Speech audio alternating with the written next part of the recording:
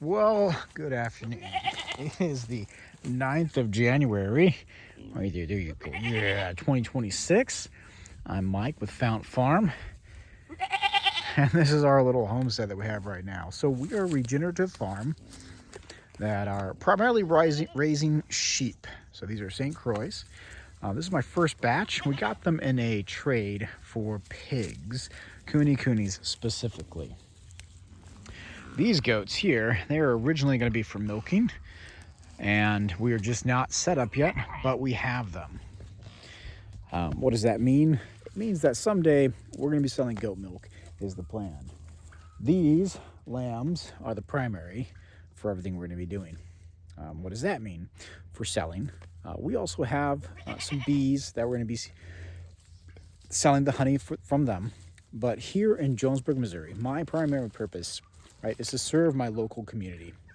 And that's what this video is about, is who are you serving and why?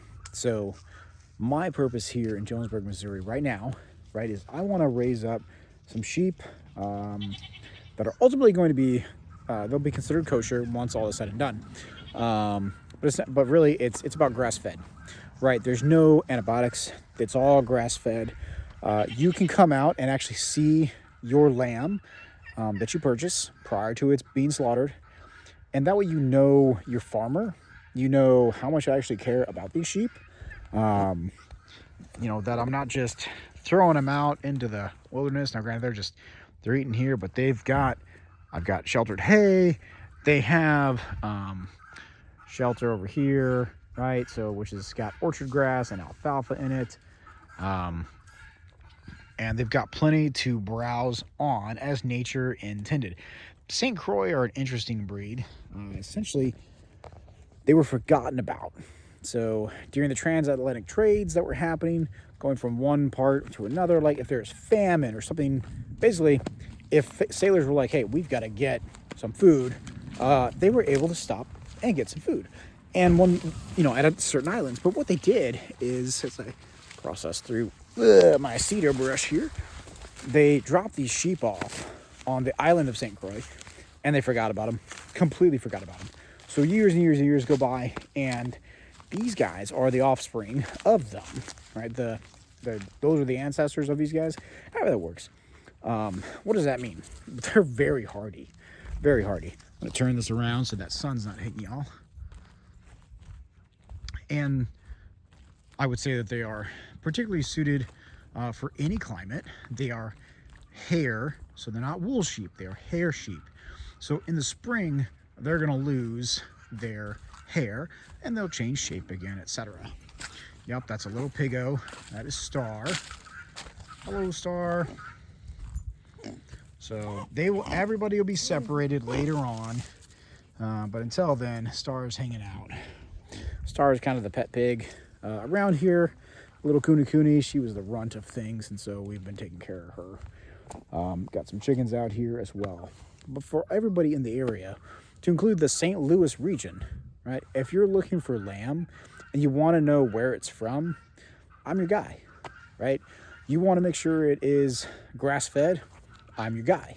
No grain, right? None of the extra stuff.